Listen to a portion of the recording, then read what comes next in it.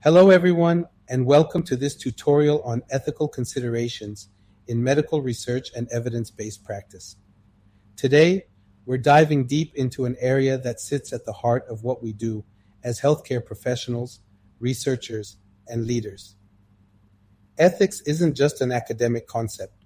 It's the backbone of trust in medicine and the foundation of every scientific breakthrough. Whether you're involved in research design, evaluating clinical trials, or implementing evidence-based practice, understanding ethics ensures that every decision you make is both scientifically sound and morally responsible. In this tutorial, we'll discuss the core ethical principles, the complexities of informed consent, the challenges of clinical trials, and how to ensure equity and cultural sensitivity in applying research evidence. We'll also examine the emerging ethical dilemmas in areas like genetic testing, artificial intelligence, and personalized medicine. By the end, you'll have a comprehensive framework to critically evaluate ethical challenges and apply them to your work.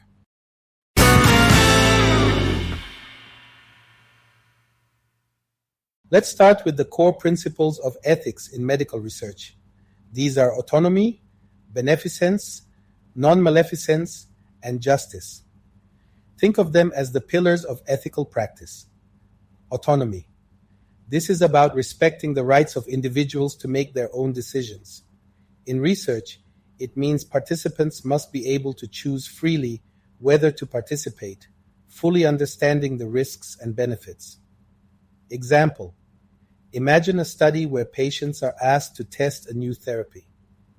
Autonomy means they get all the information clearly, no hidden risks, and can say no without feeling pressured.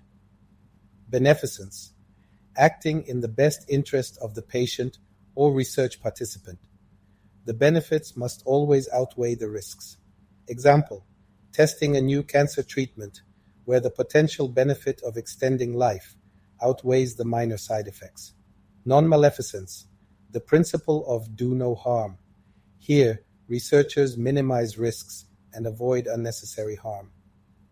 Example: in a drug trial, researchers monitor for adverse effects and immediately stop treatment if harm is detected.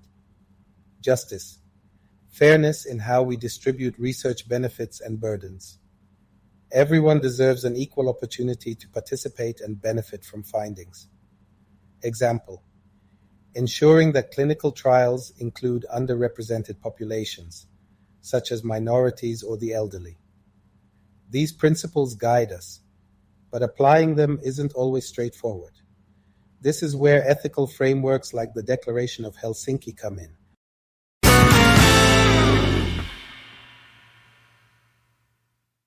The Declaration of Helsinki, developed by the World Medical Association, provides the global ethical guidelines for medical research involving human subjects. It emphasizes key principles like informed consent, no participation without a participant's clear and voluntary agreement, risk minimization, ensure research minimizes risks and justifies any that remain, independent review, every research study must be vetted by an independent ethics committee, but challenges arise, such as in high-risk studies where potential benefits are groundbreaking. How much risk is acceptable? Or when working with vulnerable populations, like children or those with cognitive impairments, how do we protect them?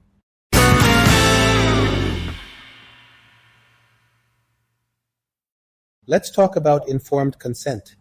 It's one of the cornerstones of ethical research. For consent to be valid, it must include disclosure.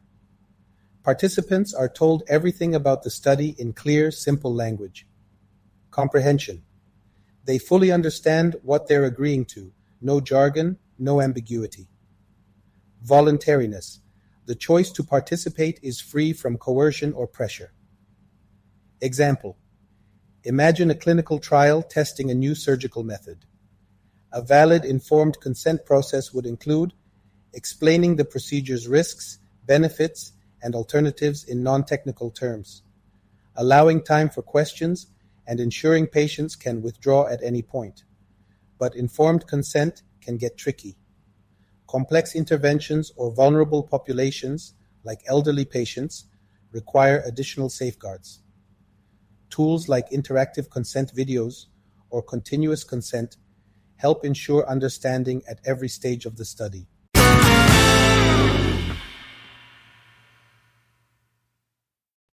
Now, let's discuss clinical trials. Designing an ethical trial involves risk-benefit analysis. Do the potential benefits justify the risks? Transparency. Participants must understand all risks and potential outcomes. Protecting vulnerable participants. Extra safeguards for groups like children or marginalized communities. One major debate is around placebo-controlled trials. These trials are often the gold standard, but are they ethical if an effective treatment already exists? Example: in a cancer trial where a proven therapy exists, using a placebo might be unethical. Alternatives like active controlled trials, comparing new treatments to existing ones, can help navigate this challenge. Institutional review boards, IRBs, play a vital role here. They ensure ethical standards are upheld, reviewing protocols, monitoring trials, and addressing conflicts of interest.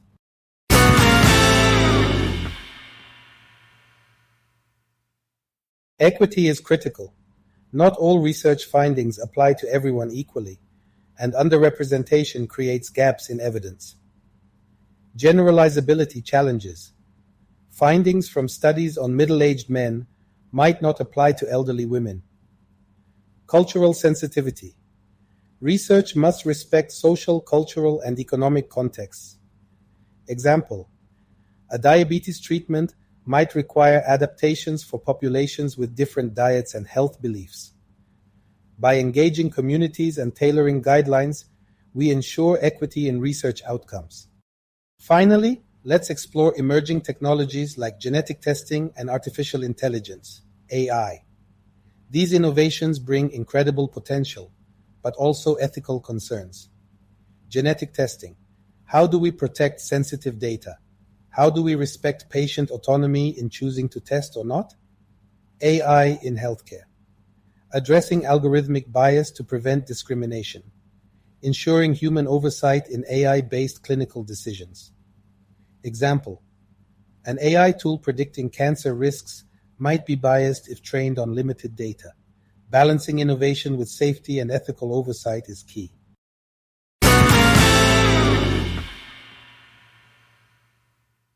So, in this tutorial, we explored the ethical considerations that shape medical research and evidence-based practice.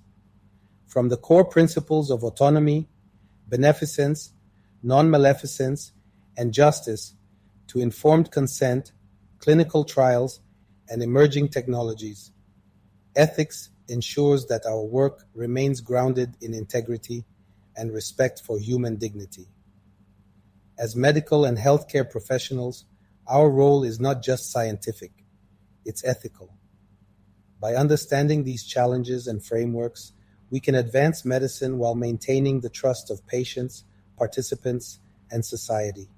Thank you for joining this tutorial, and I encourage you to apply these principles as you lead and innovate in medical research and evidence-based practice. If you have any questions, feel free to connect. Let's continue this journey together.